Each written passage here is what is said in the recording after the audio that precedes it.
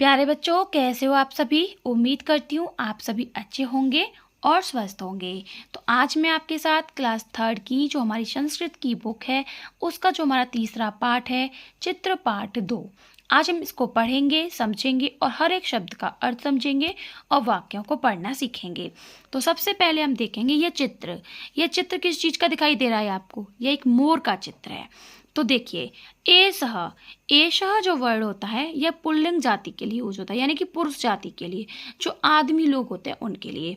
एषः का मतलब होता है यह, और कह का मतलब होता है क्या, और ये प्रश्नवाचक चिन्ह लगा हुआ है। तो एषः कह, एषः कह, एषः कह का मतलब होता है यह क्या है।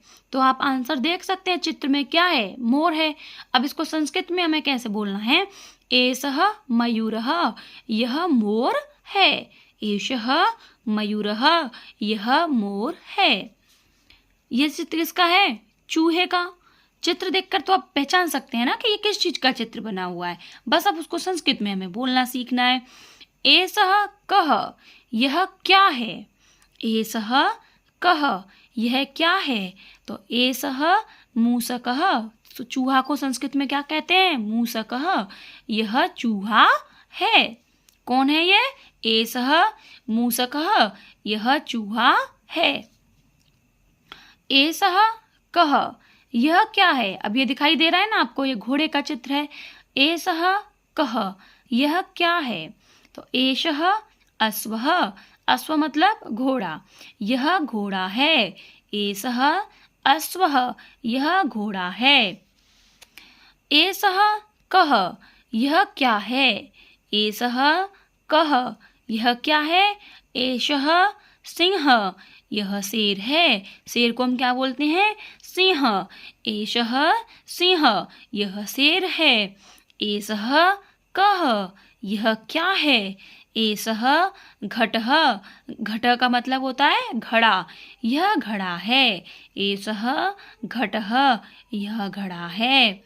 एषः कः, यह क्या है। एषः सैनिकः, यह सिपाही है या सैनिक है। अब देखेंगे, चित्रों को देखकर शब्दों को पढ़िए। भल्लूकः, किसका चित्र दिखाई दे रहा है, भालू का। और भालू को संस्कृत में क्या कहते हैं, भल्लूकः। क्या कहते हैं, भल्लूकः। ये किस चीज का चित्र है, मगर का, मगरमच्छ का। और इसको संस्कृत में क्या कहते हैं, मकरः। मकरः, मकरः का मतलब होता है मगर। ये चित्र किसका है, बिल्ली का। बिल्ली को हम क्या कहते हैं, बिड़ालः। बिलौटा भी बोल सकती है इसको, बिड़ालः। ये किसका है, खरगोश का। खरगोश को संस्कृत में क्या कहते हैं, शशकः। शशकः, शशकः मतलब खरगोश। अब क्लास के उन बच्चों के नाम लिखें, नामों के साथ विसर्ग लगाकर बोलिए जिनके नामों के अंत में अ की ध्वनि आती है। जैसे सुरेश, तो सुरेश को हम विसर्ग लगा के कैसे बोलेंगे, सुरेशः। केशव में विसर्ग लगाएंगे तो क्या हो जाएगा, केशवः। ऐसे ही अपनी क्लास के बच्चों के साथ में ये नाम हम करेंगे। चित्र और शब्द के सही जोड़े बनाइए, मैचिंग करनी है। चारों दो तरफ चित्र दे रखे हैं और बीच में ये शब्द है। देखिए, पहला लिखा है सर्पः। सर्प का मतलब होता है सांप, तो सर्प का मतलब होता है सांप, तो सर्पः सांप। दूरभाषः, दूरभाष का मतलब होता है मोबाइल, ये पहले से बना हुआ है। शुकः, शुक का अर्थ होता है तोता, तोते से मिला देंगे। गजः, गजः का मतलब होता है हाथी। सही शब्द चुनकर चित्र के नीचे लिखिए। अब यहाँ कुछ शब्द दे रखे हैं और यहाँ कुछ चित्र दे रखे हैं, आपको इनके अकॉर्डिंग इसमें भरना है। तो पर्वतः, पर्वतः का मतलब होता है पहाड़, तो हमें पहाड़ कहाँ दिखाई दे रहे हैं, ये रहे, तो हम यहाँ पे लिख देंगे पर्वतः। एषः पर्वतः, यह पर्वत या पहाड़ है।